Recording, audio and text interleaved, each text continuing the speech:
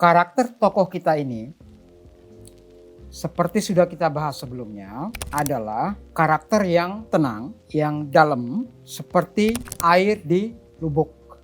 Tapi ia sesungguhnya karakter-karakter itu tumbuh bersama karakter dasar sebagai seorang pembelajar yang tangguh.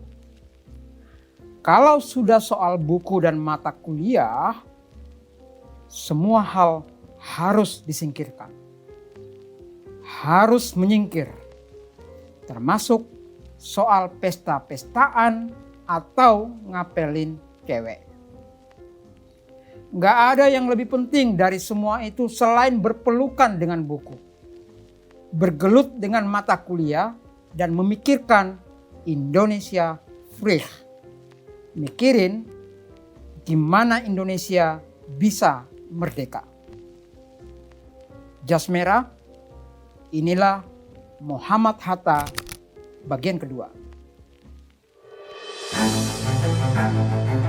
Adalah pertama-tama dan pada tahap utamanya membangun jiwa bangsa.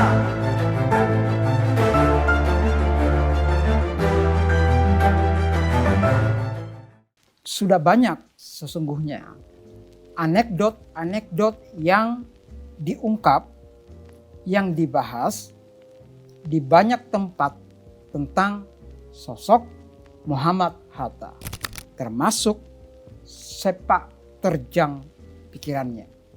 Dulu di tahun 2002, di bulan Agustus, Harian Kompas dan Tempo secara bersama-sama ngeluarin edisi khusus yang sangat tebal tentang Hatta. Edisi 100 tahun Hatta. Dari banyak anekdot yang paling saya sukai adalah hubungan Hatta dengan buku. Terutama di bagian saat ia baru pertama kali nyampe di Rotterdam dengan kapal Tambora di tanggal 5 September 21. Setelah menyelesaikan soal kos-kosan dan administrasi masuk kampus, tahu nggak apa yang dicari Hatta? Hatta nyari di mana tempat dugem, atau jalan-jalan di pusat keramaian. Sebagai seorang inlander ya, yang datang dari negara jauh gitu, penjajahan itu. Hatta yang pertama kali dia cari dan dia datangi adalah toko buku. Hatta ingin ngasih tahu, suatu kota akan memberi apa yang kamu cari dan inginkan. Itu loh kayak algoritma di medsos itu. Kalau dirimu nyari air mata, nyari yang seduh sedan, kayak yang dilakukan oleh Ali itu, kota itu dengan mudah ngasih link-link dan kursus-kursus yang menguras air mata. Kembali ke Hatta, kota Rotterdam habis-habisan menguras Wesel Hatta. Nama toko bukunya itu adalah The Waster Book Handle. Semua buku babon ekonomi setebal bantal itu, tebalnya 1.500-an halaman ke atas itu, semuanya diangkut Hatta ke kos. Hatta juga selalu ngincer kalau toko buku ada musim diskon besar-besaran. Mungkin itu cara Hatta memaku dirinya untuk enggak kemana-mana kalau enggak ada urusan dengan pergerakan, enggak ada urusan dengan ilmu pengetahuan, enggak ada urusan dengan buku. Banyak loh teman-temannya stres ngelihat Hatta malam minggu di kamar aja itu. Macam-macam cara mereka memancing Hatta agar Hatta itu keluar kamar. Segala cara mereka lakukan dan segala cara pula Hatta menolaknya. Tahu gimana Hatta nolaknya? Dia cairan tinta dari ballpoint itu ditumpahkannya ke tangan. Nah itu caranya dia. Dia kasih lihat aja ketika teman-temannya datang untuk menjemput, diajak ke kafe itu. Dan itu nggak cuma di Rotterdam. Kalau ke Den Haag atau bahkan ke Jerman, ke Hamburg, yang dilakukan Hatta belanja buku. Memang dalam soal buku, Hatta ini memang tergolong gila belanja. Dan Hatta membeli buku bukan untuk dijual lagi, didol kembali itu loh. Dengan menggunakan kesempatan perbedaan valuta, mata uang itu. Tapi tujuannya memang untuk disimpan. Buku-buku itulah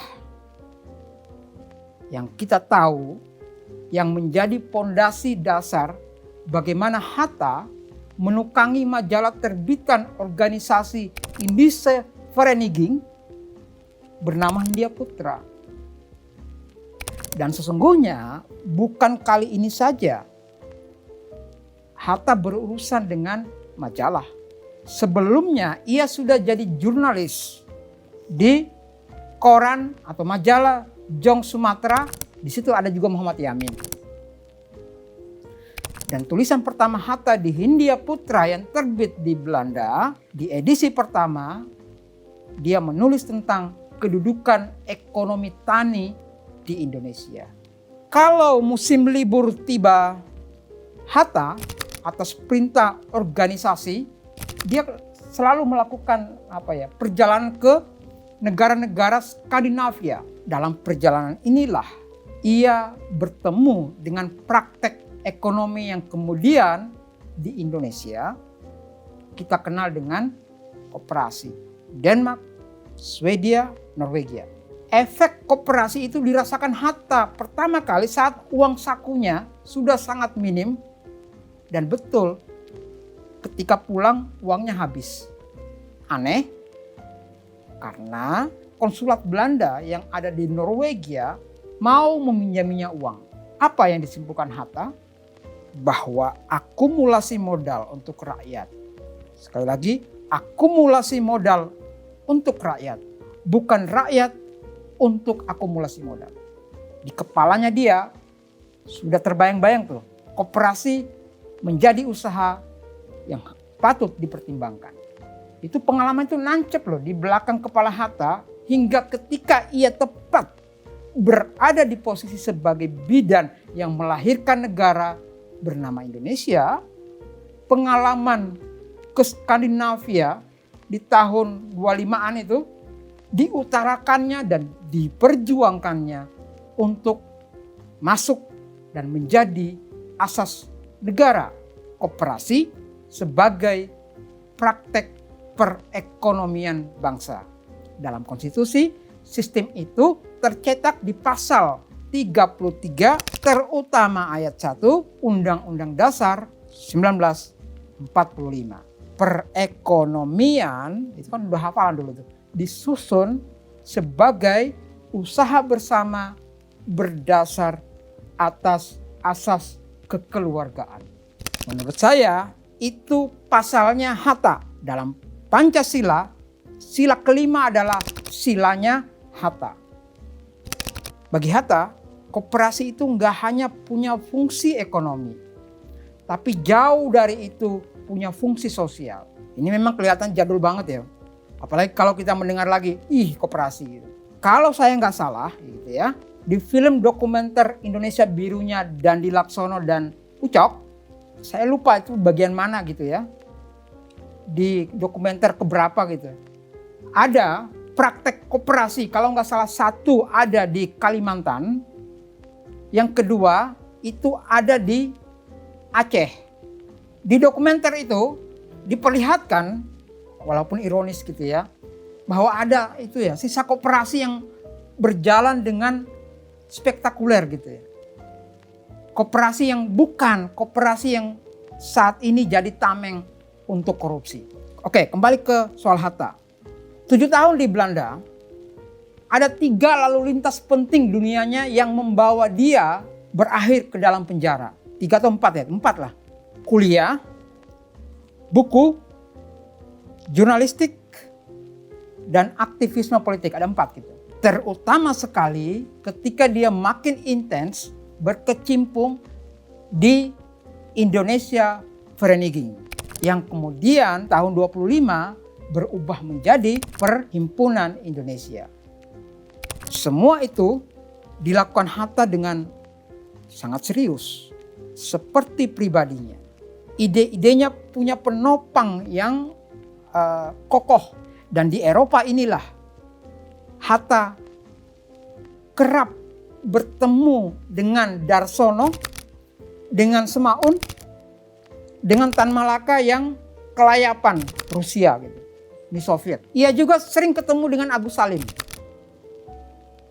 Bahkan kebiasaan minum kopinya saat kendor, nah Salim lah yang menekan kembali tombol untuk aktif lagi nyeruput kopi 2 kali sehari. Itu jasanya Agus Salim gitu. Dan rupanya teman-teman sekalian, kawan-kawan semua, efek pemberontakan PKI tahun 26 di Jawa maupun Sumatera rupanya sampai juga ke Belanda. Kegiatan Perhimpunan Indonesia dibatasi, dicurigai karena disusupi oleh komunis. Para penggeraknya ditangkapi, termasuk Muhammad Hatta. 1927 ya, Hatta ditangkap di kota Den Haag. Tuduhannya 1, penghasutan. Dari situlah Hatta menulis pledoi yang gak pernah dibacakannya, kayak Soekarno nulis dan membaca pledoi Indonesia menggugat di Landrat Bandung. Indonesia Vrij, Indonesia Merdeka. Pledoi itu judulnya diambil dari nama majalah yang diasuh sendiri oleh Hatta. Dulu namanya Hindia Putra, kemudian berubah menjadi Indonesia Merdeka. Di pledoi itu yang gak pernah dibacakan itu, Hatta menyeru kira-kira begini, cepat atau lambat, pada suatu ketika bangsa yang terjajah mengambil kembali kemerdekaannya. Itu hukum besi sejarah dunia. Dan di Belanda itu pula lah Hatta mendengar Soekarno ditangkap. Bukan cuma Soekarno ditangkap, partainya PNI, Partai Nasional Indonesia, dibubarkan. Lalu muncullah tawaran dari Jakarta untuk membuat koran terbit 2 mingguan, namanya Daulat Rakyat, dan Hatta langsung mengiyakan. Hatta secara rutin menyumbang tulisan bergantian dengan Syahrir. Hatta mengurus dari jarak jauh Daulat Rakyat sambil nyelesain kuliah dan ujian doktoralnya. Gitu ya. Itu sampai tanggal berapa ya pulangnya Hatta itu? 20 Juli tahun 32. Hatta balik ke Indonesia, ke Tanjung Priok. Jadi ada 7 tahun sudah lebih dari cukup untuk ngumpulin 16 peti besi buku yang dikoleksinya, dan itu semua masuk ke geladak kapal. Kalian bayangkan ya betapa kagetnya ibu kos Hatta melihat bawaan Hatta untuk pulang ke Indonesia. Dan lebih kaget lagi kalian semua, ketika Hatta ditangkap lagi di Jakarta di tahun 34, dia membawa lagi 16 peti buku itu tahu kemana? Ke Bovendigul.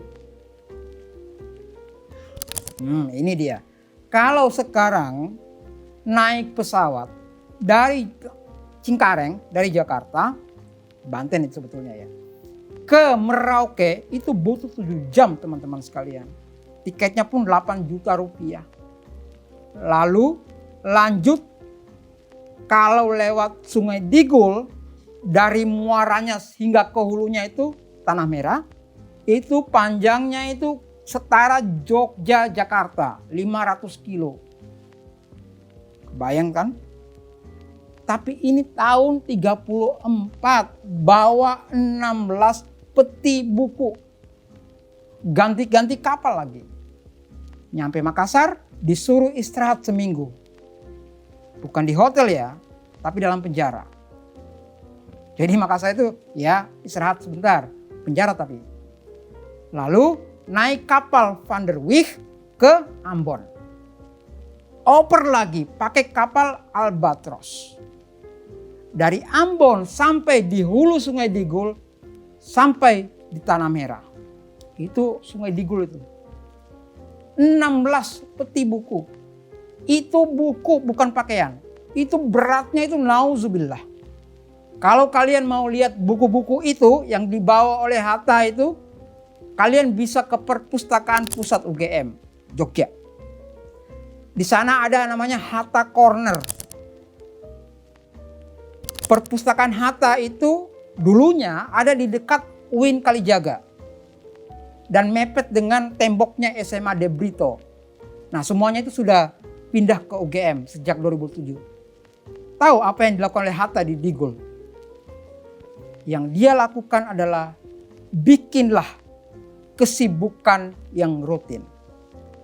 Dan kesibukan itu haruslah dilakukan dengan disiplin. Kalau enggak, kalian bisa mati. Bukan karena penyakit atau apa, tapi tekanan pikiran. Bangun 4:30 pagi, sarapan jam 7, lalu jalan-jalan 40 menit, balik lagi ke kamar belajar dan membaca buku sampai jam 11:30. Lalu nyiapin ransum sendiri makanan untuk makan siang, tidur siang, lalu menulis untuk koran-koran di Jawa. Malamnya Hatta mengisinya dengan kursus ekonomi bagi yang minat. Kursusnya coba lihat ya, serius sekali itu ekonomi politik. Jam 10 sudah harus tidur dalam kelambu jika nggak mau dihajar oleh malaria di Gul. Itu dilakukan Hatta disiplin 11 bulan. Karena dia nggak mau dihantui oleh harapan yang tidak ada. Bisa membunuh manusia gitu ya. Di Digul Hatta mencoba tidak menerima bantuan dari Belanda kecuali jatah ransumnya yang sudah dijatahkan gitu. Sebagai seorang dalam bahasa Hatta itulah naturalis. Pernah Hatta dan Syahrir itu dipanggil dan dibujuk untuk menerima bantuan tambahan. Hatta bilang ia sudah cukup dengan honor tulisannya. Nggak perlu bantuan 7,5 gulden dari pemerintah. Honornya nulis di koran semacam pemandangan itu tetap datang dan rutin ke Digul. Sudah cukup bagi Hatta, kata dia ya. Nah, Hatta itu dipanggil duluan untuk masuk kantor. Dan ia menolak keras. Namun dikasih kesempatan, cobalah timbang lagi sampai besok. Hatta nanya ke Syahrir, terima tawaran itu enggak? Syahrir bilang enggak mau. Keesokan harinya Hatta menghadap dan mengatakan enggak mau menerima sogokan itu. Tapi betapa kagetnya Hatta, rupanya Syahrir di injury time itu nerima bantuan 7,5 gulden itu. Tahu alasannya Syahrir apa? Buat ongkos surat menyurat dengan istrinya di Belanda. Kapan lagi? Itulah karakter Hatta. Kembali ke soal buku. Hatta itu membolehkan loh buku-bukunya dipinjam oleh interniran yang lain. Tahanan yang lain. Jadi kalian bisa bayangkan ya. Udah kayak perpus. Kayaknya ya Hatta ini boleh kita sebut Bapak TBM di Papua. Masalahnya buku-bukunya itu buku-buku berat semua yang mayoritas berbahasa Belanda dan Jerman. Kalaupun ada buku sastra, buku cerita, itu cuma satu doang. Satu loh ya dari dalam 16 peti itu. Dan itu pengakuan Syahrir. Itu pun pemberian orang kepada Hatta. Kebayang kan? Hatta gak pernah disusupi oleh sastra dalam pikirannya itu. Setelah 11 bulan, kan 11 bulan dari Januari sampai November, Hatta kemudian dipindahkan ke Banda Neira. Di sana Hatta bertemu dengan Iwakusuma Sumantri. Di sana juga ada Dr. Cipto Mangunkusumo. Tentu saja sekali lagi 16 peti buku-bukunya juga turut serta. Teman-teman semua, itulah Hatta yang berusaha memelihara akal sehatnya dimanapun ia berada. Di pembuangan, ia tetap bersama buku. Ia menulis, ia berdebat. Dan di atas semua itu, Hatta adalah manusia yang lurus dan disiplin. Di Digul, di Banda Neira, Hatta itu kayak jam waker bagi warga setempat. Kalau Hatta lewat, berarti itu udah jam 7 pagi. Karena rutin tiap hari dan disiplin. Itu ya. Dan karena bersama buku itulah kita kemudian tahu tulisan-tulisan Hatta gak pernah bercanda.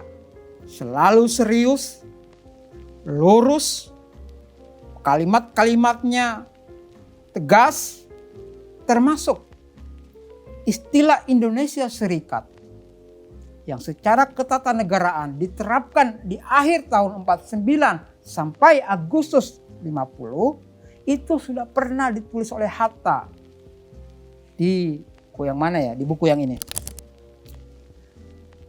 Sebagai tujuan Partai Pendidikan Nasional Indonesia. Indonesia Serikat loh.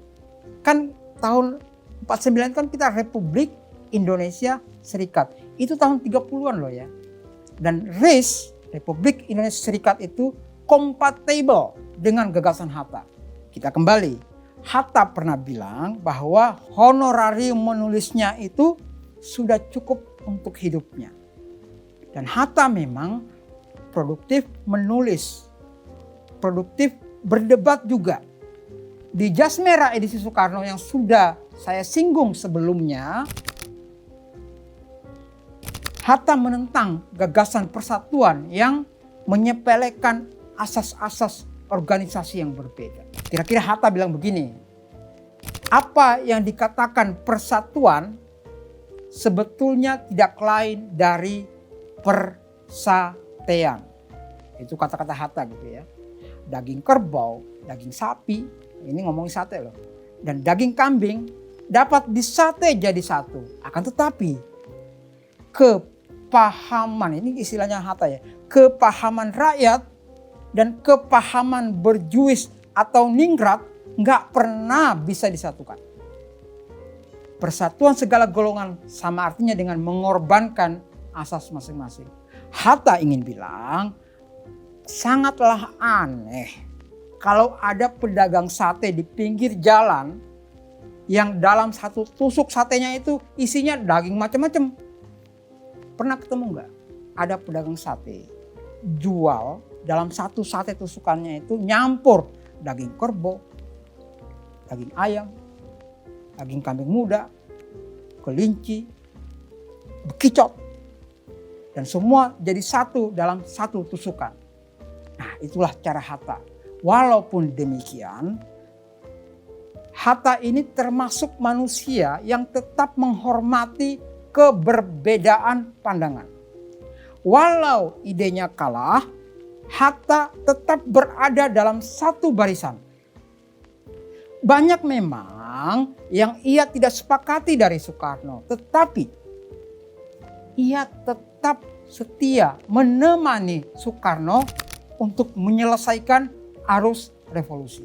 Dan hal yang paling pilu setelah pemilu 55 adalah bagaimana tulisan panjang Hatta yang berjudul Demokrasi Kita justru dinyatakan terlarang oleh aparat dari negara yang ia dirikan. Dan itu tidak lama setelah ia mundur dari kursi wakil presiden di tahun 56. Ketiadaan jabatan apa-apa itulah, Hatta tetap hidup bersahaja. Nggak bikin manuver-manuveran, nggak bikin gerak apa-apa. Kalau dilarang nulis ya wes. Toh ada honor tulisan-tulisan lamanya, honor buku-bukunya. Ditambah sedikit uang pensiun, nggak lebih. Dan Iwan Fals mengabadikan Hatta jadi lagu setelah ia mangkat di tahun 1980. Dan Hatta menolak untuk dikebumikan di Taman Makam Pahlawan seperti janjinya di sisi kuburan Syahrir. Dengan karakter Hatta yang jujur, karakter yang lugu, bijaksana, sederhana. Lugu, sederhana. Karena Hatta hanya ingin memberi kepada Republik. Tidak mau mengambil, apalagi yang bukan haknya. Hatta hanya ingin hidup dari honorarium pikirannya yang disumbang lewat buku-buku. Hatta berindonesia dengan pikiran, berindonesia dengan buku-buku. Saya Muhyiddin M. Dahlan, Jas Merah, sampai jumpa.